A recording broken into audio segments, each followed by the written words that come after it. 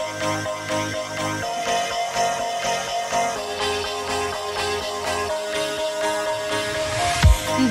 ever feel like a plastic bag drifting through the wind, wanting to... Hi friends, I hope you are having a fabulous day. Today I'm choosing to talk to you about how to get your shine on. And how to get your shine on is really going to be divided into 3 parts. And each part is going to represent one of my 3 R's that can really move us from living a life of fear into a life of love. And of course, this is what we all want for our lives, one full of love and miracles.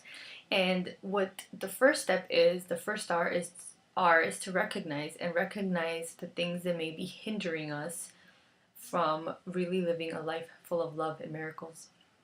And I have separated this into 3 concepts. And what these concepts mean is not that we're going to try to eliminate them out of our lives, but we're going to try to bring awareness and light into it to really bring them into our consciousness so that we can begin to transform them and heal them. And the first one's going to be perception and illusions. Course in Miracles teaches that perception is projection. So whatever we perceive on an internal level, we project on an external level into the world, into others, into the things that we do. Illusions basically is fear-driven thoughts that really lead us into wrong-mindedness instead of making decisions and choices based on miracle-mindedness, or what the Course calls right-mindedness as well. We begin to make choices based out of fear. The second one is ego-friendly thoughts. So instead of being eco-friendly, I call them ego-friendly, which means that they really create pollution and damage in our inner space. They really do not let us bring light into our decisions. And they create not a greener planet, but one more polluted with negativity. And that's what we're trying to move away from. And then the third one is feelings. And Law of Attraction teaches that feelings are a great guide for us to move into from what we don't want in our lives to what we do want. So as we become aware of our feelings and really work with them instead of trying to push them away or deny them, which is, I think, a tendency that most of us try to do, to pretend like we're not feeling what we're feeling. And then in return, Law of Attraction gives us more of what we're trying to block out, because that's what we're putting out there. So really bring that into awareness. So let's start with the first one, which is perception and illusions. So perception is something that we really want to move into the second step, which starts to become the healing process. Why? Because it's hard to believe that what we perceive, we project. But if you look at any situation, that is what happens. So for instance, if someone says something to you, like someone could say something to you like, man, your hair is really big. Let's just say that's what they say. So you can perceive that as, why they tell me my hair is big? Like, why would they tell me that? That's so rude, blah, blah, blah, blah. Or you could perceive it as, oh man, yeah, my hair is big. You know, that's pretty awesome. Thank you for the compliment. But the difference is going to be how you perceive that. And some people might be thinking, no, it depends on how they say it. Well, yeah and no. Because, yes, people have a different way of saying things. But sometimes it does happen, believe it or not, that someone might just say that because they just saying your hair is big. And if you have your own feelings of not being healed from whatever it is that has happened in your past that people have said about your hair, or things that have happened in your childhood to do with your hair, you're going to relive that in that moment of them saying something to you, and your perception of it is going to be something negative. Illusion is the same. It's kind of the same thing. A great illusion that the ego gives us is that of specialness. So we perceive others, what the Course in Miracles called specialness, to be special. So it's special to, let's say, look a certain way. So one that combines both of them for me is, for instance, it's kind of a cultural thing, but when I was little, I didn't have any dolls that I played with that looked like me. My perception of beauty, which a lot of times we get through the toys we played, is that my dolls all had blonde hair and blue eyes. So my perception of beautiful was, you had blonde hair and blue eyes.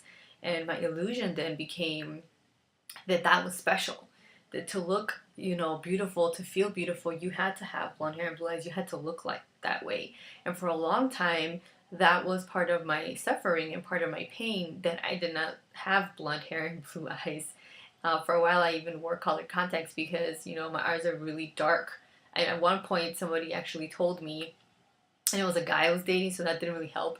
But he looked at my eyes and he's like, they're really dark. They look like Sabretooth and X-Men. And see, this is one of those times where my perception of that wasn't like, wow, Sabretooth is so amazingly gorgeous. I'm so glad I look like him.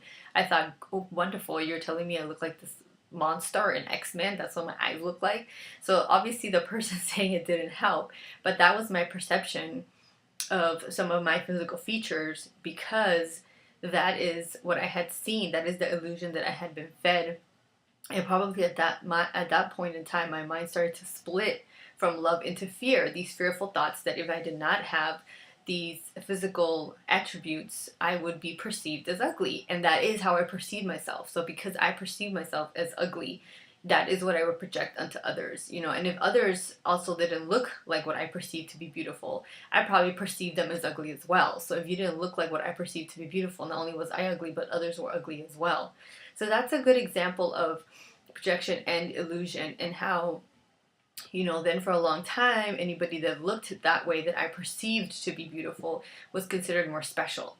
And that quickly leads us into the ego-friendly thoughts. So the ego will quickly compare and make that more special than me. So obviously, you know, as going into an adult, it would still be that, you know, I had to look a certain way for people to perceive me beautiful, or for me to be worth anything. And that would be what the ego would tell me. So she was better than me because she looked a way that I did not look.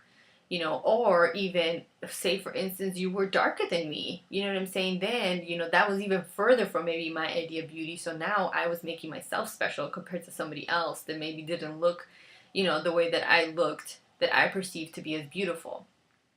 So perception and illusion begins to cause a separation. Ego obviously just mounts onto the separation.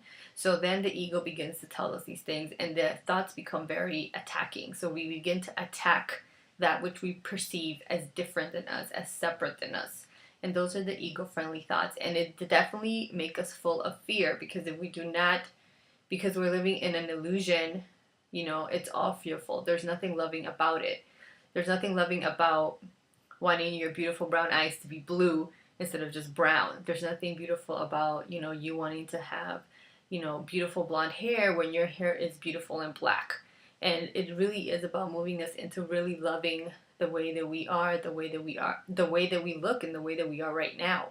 The last one that is feelings is obviously if you think about perceiving yourself as ugly, or perceiving others as more beautiful than you, you're really going to start moving into feelings of guilt and shame, sadness, anger. Potentially, if this lasts for a long time, feelings of depression, because, you know, you can do as much as you want to mask certain things, but on the inside, there's a level of you that knows, you know what I'm saying? Like, I'm not happy because I don't look that way.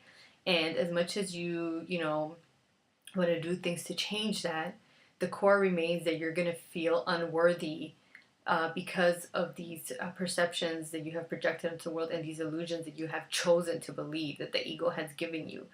So the feelings that come up for you are a good guide to show you that if you are feeling these feelings of shame and guilt, you are probably choosing to place your faith in fearful thoughts. You know, loving thoughts bring other feelings up for us, those of happiness and joy and peace, and really contentment for the beautiful creation that we have, that we have been created like.